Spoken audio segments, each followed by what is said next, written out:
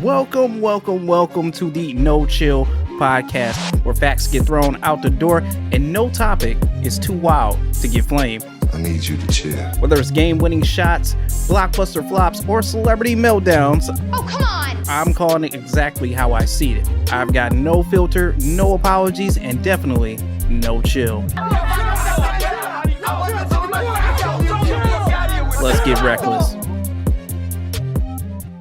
Welcome in, everybody. Another edition of No Chill with your boy JBSmoovv here. It's been one hell of a week, and I don't know which one's going to kill us first. This diarrhea disease that we have going on, or the air quality that's currently outside. Thanks, Canada. But you know what? It's hard to breathe, and some people's assholes are burning right now, just in case if you didn't know. 2026 is completely fucking us at both ends, quite literally. So let's at least have some fun while we're here. Today, we say goodbye and mourn the passing to the incredible Sam Neill, a gifted actor whose talents, warmth, and quiet charisma left an unforgettable mark on the generations of movie fans. From his iconic role as Dr. Alan Grant from Jurassic Park to countless memorable performances throughout his remarkable career, he brought intelligence and humanity to every character he brought to life on screen. His legacy will live on through the stories he helped tell and the lives he helped touch. Rest in paradise, Sam. You will be deeply missed. All right, now no one is probably having more of a shittier week than this guy from Kansas City, as police and the fire department had to be called to get him out of a porta potty that he was stuck in. Say what? Look, not sure how all of this happened, but take it from this guy who had to experience the whole thing. But one of our guys went to pick up an event from the World Cup. I knocked on all the doors, made sure nobody was in the restrooms. He did find one of them locked, knocked on the door, and let the gentleman know he had 10 minutes to get out. Picked up everything else, went back to that toilet, knocked again. The man inside said he was not going to get out. Luckily, a police officer on a motorcycle went by. Our driver waved him down. Cop walked up to the door and asked the man to exit the toilet. The man replied that he could not reach the door and couldn't get out of the toilet. They looked inside and didn't see anybody. The lid was closed, no one was in the restroom. It kind of startled them. All of a sudden, a head popped out of the toilet and he said, "I'm in here." Fire department came after that and tried to instruct the man to exit the toilet, and the man would not do it. They asked him why he went in, and he told them he was retrieving a Mountain Dew bottle that he dropped in from the night before. Bro, just how do you get stuck in a hole of a porta potty and over a bottle of Mountain Dew? What the hell? Like, you actually had to attempt to get in the toilet to get stuck. You do realize this, right? Everyone over here is trying hard not to shit their pants while you're literally trying to get to the shit. Speaking of shit, Taco Bell is being investigated for their lettuce-related food safety issues after reports link contaminated lettuce to cases of you know what, the Cyclops disease, the diarrhea disease. You know, who do they got naming this shit anyway? Like, why couldn't you make this simple for us to pronounce? Let's be honest, nobody has ever left Taco Bell saying, wow, this will definitely not make my stomach hurt later. If you're eating Taco Bell after midnight, just sign a waiver for your stomach, because you know what's about to happen later on. The investigation found that lettuce may have been contaminated before it actually reached the restaurants, which just means for the first time ever, you know what? Taco Bell wasn't the main problem. You're in the clear. They are innocent of all charges. But people are still outraged and upset, which, to be fair, if I had to stay in the bathroom all day, I would probably be pissed too. But let's remember, this is Taco Bell. It's not the greatest wellness health decision of all time. And besides, if you're worried about parasites from Taco Bell, then clearly you have never attempted any gas station sushi or eaten one of those hot dogs that's been on a roller since the Obama era. You know, Taco Bell should just probably lean into this at this point. Forget Live Más. You know, their next slogan should be something like YOLO. Or you know what? But you didn't die. FIFA will soon be selling commemorative memorabilia for around $400. That includes a piece of the actual field using during the matches, mounted inside a display plaque. $400 for a piece of grass. Yes, you heard that correctly. $400 for a small piece of grass that Mbappe walked on that you're going to forget about in a year. What's worse is if you didn't even go to any of these matches, what's the point? You bought grass from a game you watched at home. And you know, I guarantee you someone has probably already pre-ordered one of these things, like it's the next iPhone. Sports memorabilia is kind of getting out of control at this point. First it was jerseys, then this game used bats. Now we're spending hundreds of dollars for basically landscaping.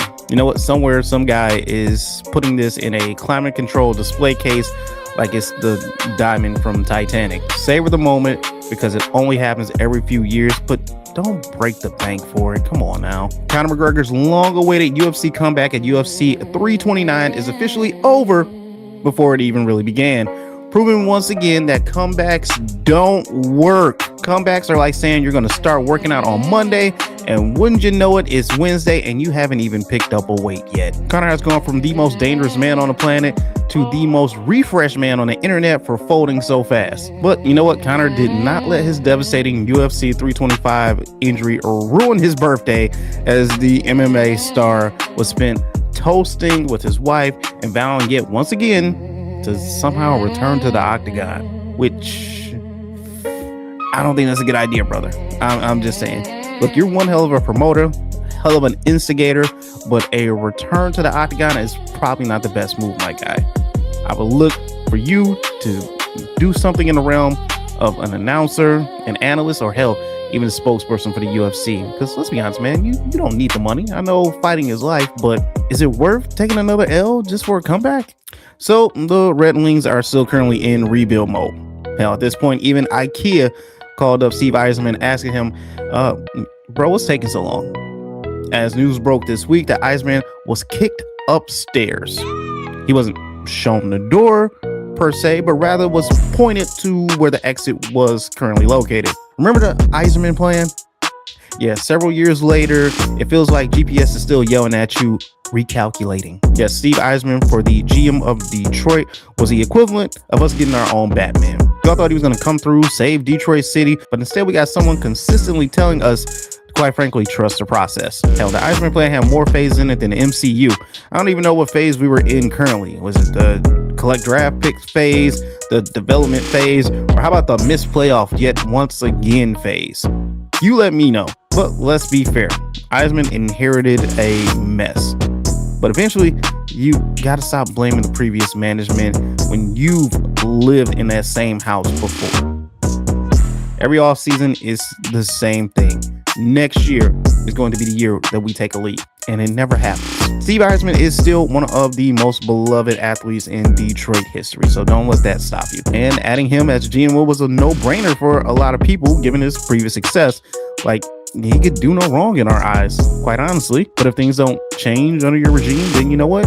We just need to move on. You know, maybe we believed in him just too much. Maybe we just waited too long. So I asked, was the Yzerman plan a failure or just aggressively behind schedule? I'm not too sure, but there is some hope. This team does have talent. This team's prospect pool is talented. And if a few young players hit while management finally figures out how to land a top line scorer or an elite goalie, you know, the Wings could be a consistent playoff team. But all of those things are ifs, if they can fall into place. We are too good to tank, but not good enough to be contenders.